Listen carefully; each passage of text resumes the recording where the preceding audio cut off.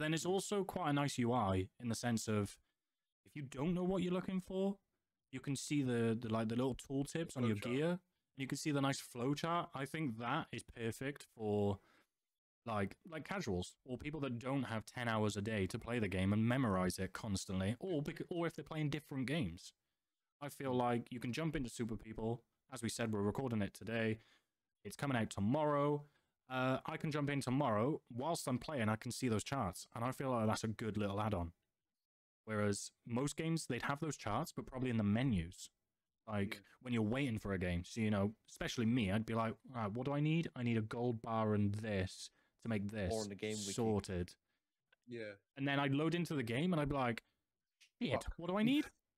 Whereas it's kind of nice and handy, especially for idiots, like especially myself, that can't fucking remember the thing that they just looked at that they wanted to remember, you know?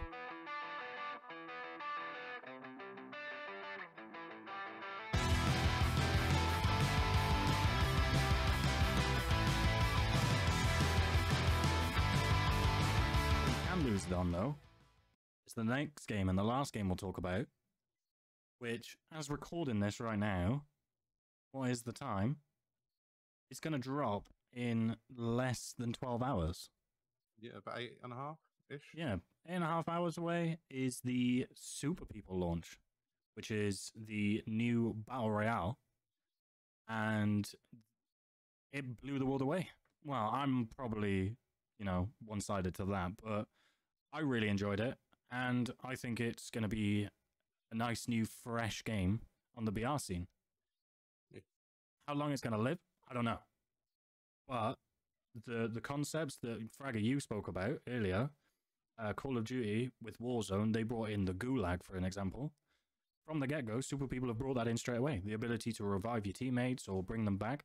So, you know, the sweaty players, the thirst people on site, that's not gonna affect your game. You can play smart, you can get your teammate back, and carry on the game. And I think that's a huge thing. So I'm obviously excited for Super People, but what about you guys?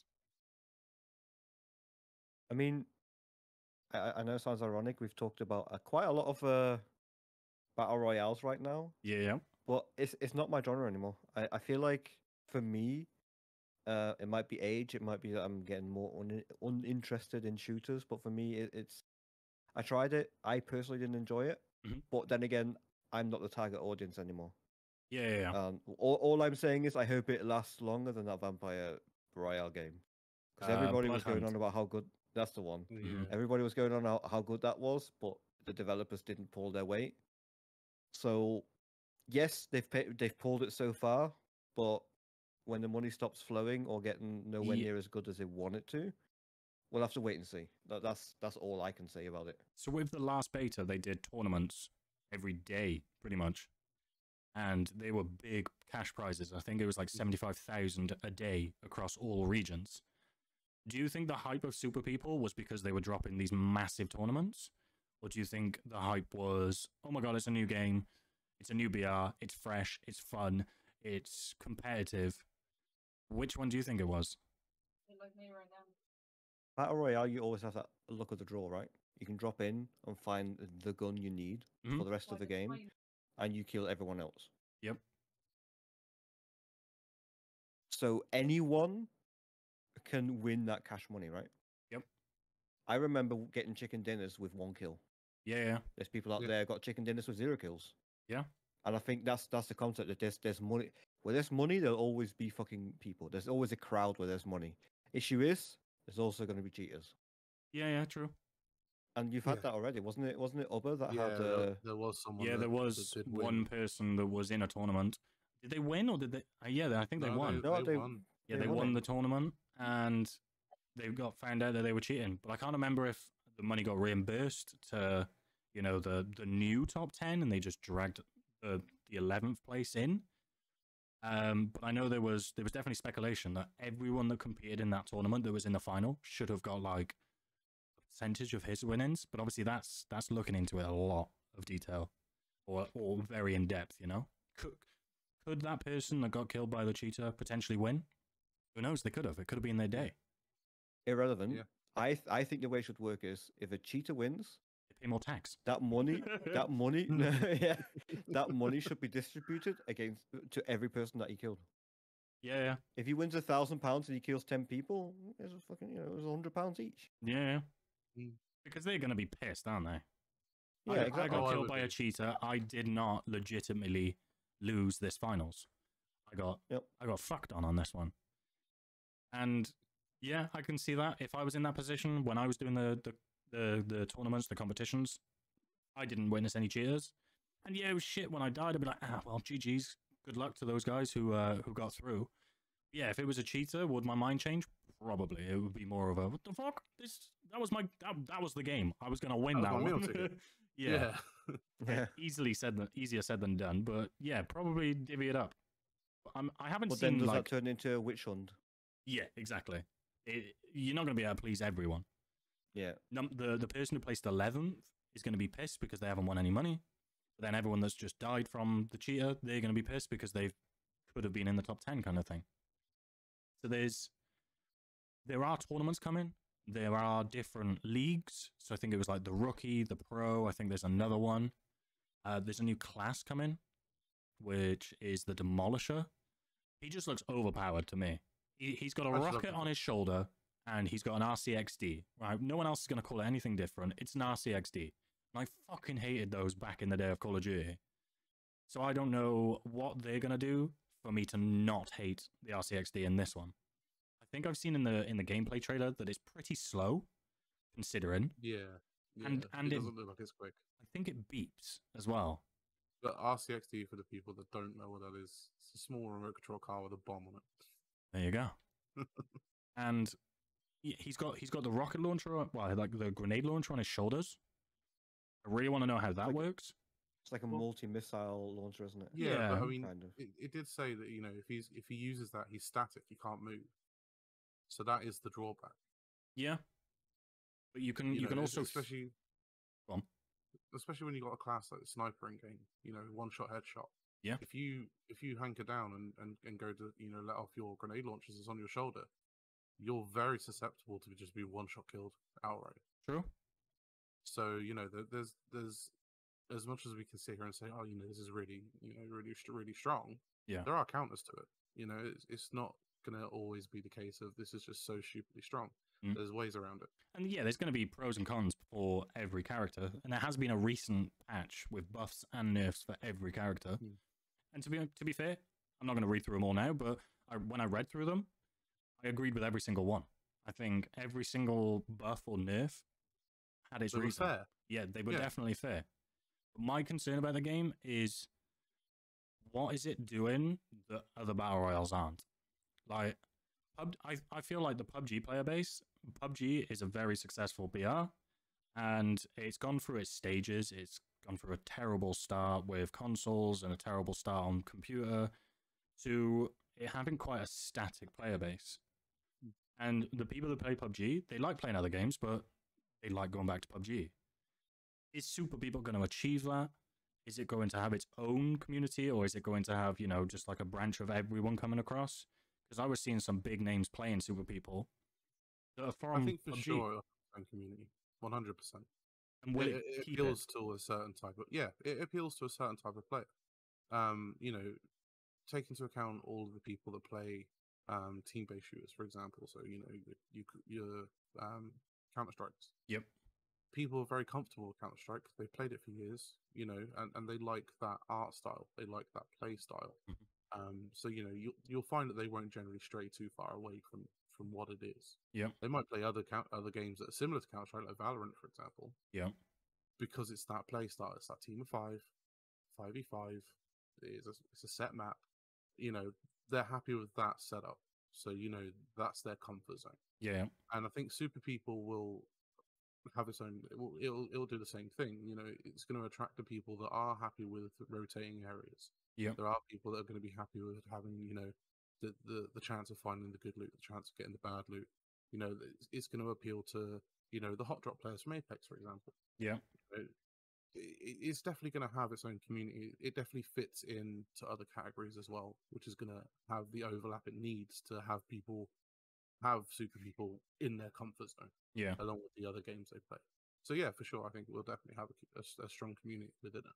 And when I played on the last beta, I think I played every day as sweaty as I could. I'm not the best player in the world, but I gave it my all. Every game was let's win and let's climb the ranks. So myself and my partner, we got to he got to top 1 EU, and he held it for top 1 UK. He held it for a very long time. I think he held it for the entirety of the beta. He got like top 3 in the world. I think I got to top 2 in UK, and it was really cool. But I didn't experience the casual kind of games. Just jumping in with your mates, having fun. And I like a mixture of both. Yeah. I'd like to think I'd love the competitive aspect every single game. But after playing a week straight of it, by the end of the final beta, I was kind of like fatigued. And I was seeing people running across the street, or I was seeing someone 100, 200, 300, 400 meters away from me. And I had a sniper without a scope on it. And it got to the point that I was like, I'm just going to fucking shoot him.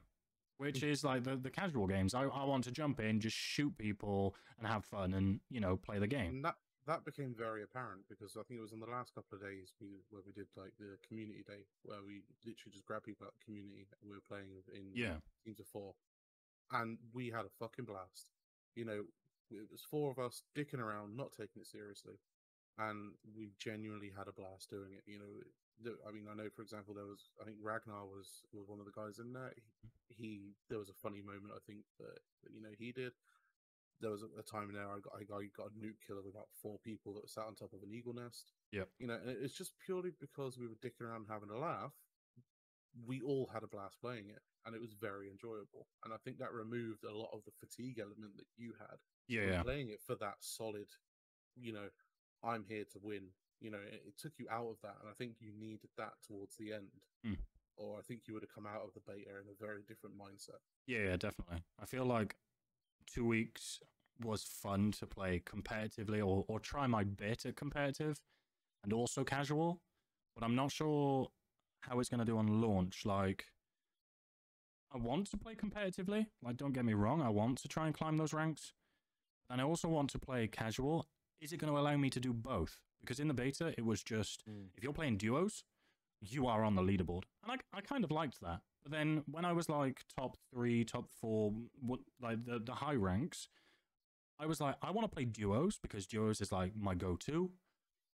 But I just want to have fun. I want to see someone and I want to shoot them, or I want to throw my tomahawk at them. I don't want to be like, ooh, there's a guy. Let's hunker down. Let's wait. Let's see if we can like 3-2-1 him kind of thing. So I feel like it's definitely going to cater for the competitive aspect as long as the money and the competitions keep running. But is it going to cater for the casuals? And I know a lot of like PUBG streamers, they like do community games and stuff. But what about the non-streamers, just the casual gamers? Come home from work, let's jump on with the boys or the girls. Let's have fun and just dick about for a bit. Do you think it's going to hit that as well? Yes. I mean, look at Fortnite. That I know multitudes of people that sit and they all have jobs. They all go out and do shit. At the end of the day, they come home, jump on the Xbox, play Fortnite with their buddies. Yeah. Why is this going to be any different? Anime waifus, probably. I'll be totally honest. The fact that you can play Spider-Man or fucking Naruto makes a big difference. Genuinely makes a big difference. I'll guarantee that. But like, obviously, I jumped on. I think it was with actually both of you. I jumped on 1 or 2 games. Yeah. I couldn't get into it, and my issue is I am competitive. Yeah. I like. Maybe that's also one reason I don't like raiding or going into dungeons, because I want to be at the top. Yeah. I don't want people to look down on me, and I feel like it's quite natural, I suppose. Definitely natural for me. When I jumped in with you guys, you're like, let's have fun, and I didn't have a clue what was going on, and I couldn't have fun because I wanted to be better than I was. That was my issue. So it definitely needs to not leave the casuals behind. Yeah. They need to really try and keep them. Equally though, was that you coming in towards the end of the beta where we'd already been playing? It was, yeah. There was a lot of people that had so much more knowledge than me, Yeah, 'cause hands on and watching compared to me. But again, that new player experience, such like New World, needs to be there. If it's not there, yeah, it's not going to people are bring gonna get people in. bored. Yeah, If people are gonna play against bots, they're not gonna fucking stay. no, I agree. That being said, it does have a very good training area where you can have access to all of the guns. You can practice your parachuting, practice vehicle movement. Yep. It is very in depth. It's probably actually, I'd say, one of my favorite training areas in any game I've because of how easily in-depth it spent is. 10 to 15 hours in that training grounds, just Yeah. with a new with a crafting system. Kind of like within like 4 or 5 days, I was memorizing what I needed for like certain gear.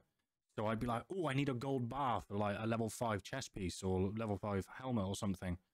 And then, it came like, it flowed like water towards the end of the week because when your teammates would be like, oh, I've just found this. And you'd be like, oh, I need that for this kind of thing. But then it's also quite a nice UI in the sense of if you don't know what you're looking for, you can see the little tooltips on your Flowchart. gear. And you can see the nice flowchart. I think that is perfect for like casuals or people that don't have 10 hours a day to play the game and memorize it constantly, or if they're playing different games. I feel like you can jump into Super People. As we said, we're recording it today. It's coming out tomorrow. I can jump in tomorrow. Whilst I'm playing, I can see those charts. And I feel like that's a good little add-on. Whereas most games, they'd have those charts, but probably in the menus. Like when you're waiting for a game. So, especially me, I'd be like, all right, what do I need? I need a gold bar and this to make this. Or in the game wiki. Sorted. Yeah. And then I'd load into the game and I'd be like, shit, Fuck. what do I need? Forgotten Whereas already. it's kind of nice and handy, especially for idiots, like especially myself, that can't fucking remember the thing that they just looked at that they wanted to remember, So Yeah. fingers I crossed. think it was perfect. Fingers crossed. It's it exceeds my worries. I don't think they're big worries, but they could be pretty big. Is it a main game now? For casual? It depends. Is your main game a battle royale? Because if it is, then yeah, you can switch it up from Apex, PUBG, Fortnite, Warzone, and Super People. I feel like Apex players won't like to main it because, well, especially like myself, if I mained Apex, the reason I would main Apex is purely due to the movement. Because that movement curve is insane. You've got the wall bounces, the tap strafes, the super glides. That was the thing that hooked me to Apex. It wasn't the gunplay. It wasn't the graphics. It wasn't the characters. It wasn't the abilities. It was literally that movement. It was the movement mechanics. And I feel like a lot of people continue to play Apex purely because of that. On Call of Duty, you do have the the corner jump shot, the jump out of the building, slide, get into another building, run up the stairs, kill 2 people, knife them when they're down. Apex was all like, wall bounce off a wall and play mind games with people. Super People doesn't have that, and it's just a straightforward shooter. And I don't know, I feel like it's gonna hit the ground running, but what happens after that? Like what's next for Super People? Because roadmaps are important, I feel, nowadays. Oh, 100%. I mean, I can definitely see it being a main game for a lot of people for one reason and one reason only. It's free to play. Yeah. Because there's a lot of people out there that can't always afford to buy the new games. They can't afford to buy the new Call of Duties. But they are attracted to the free-to-play games because of the free-to-play model. It's a game they can pick up and play. It's free. They can play it whenever they like. And, it's very easy to feel you got your money's worth from a free-to-play game because they haven't had to outlay anything for it. Yeah. So it is definitely going to have a continued player base, just purely for the fact that it's a free-to-play battle royale. You're not wrong. You're not wrong.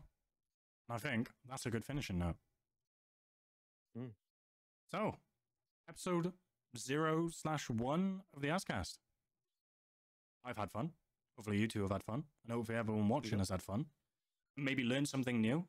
And if there's something you haven't learned or something we missed, chuck it down in the comments. Let us know we missed it. We're learning, so give us a hand. Guys, thank you so much. We're not related. I had to put that. No, in there. well, I'm Me and definitely Shifty, not. we just have bad genes with our hair, and we prefer beards. And I took my Gravity took glasses its off. toll. Yeah, and I'm opposite. Yeah. So, you know, we're mix and match here. It's like a pick and mix from Woolworths. Guys, I appreciate you taking your time out of your evening to help us today. You will be back again. I'm making sure of that. I'm making sure that you'll be back. True. I gotta be up early, lads. I gotta go. Give us a bit about yourself, who you are, your name, and I will chuck some little infograph on the screen. Shifty, take it away. I am BM Shifty. I spend an awful lot of my time moderating and trying to come up with stupid ideas that may or may not work. Avid gamer, FPS, RPGs, MMOs, you know, whatever tickles my fancy at the time. That's what I'll generally play. And that's pretty much it. Find me on Twitter at BMShifty. Same on Twitch at BMShifty. Generally speaking, anywhere you Google BMShifty, you'll probably find me. With safe search on. Even without. Okay. You'll find him. He's ticked the boxes. All of them. Fraga? Yeah, obviously, Fraga224. Again, I'm a moderator for Azzy. Spent far too much time ripping into him for his short hair. I think. Something short. I can't remember what it was. Telling terrible dad jokes. You are But the creator. Everybody loves them. I know they're saying they don't, but I always hear a chuckle. Gaming wise, whatever I can get my hands on.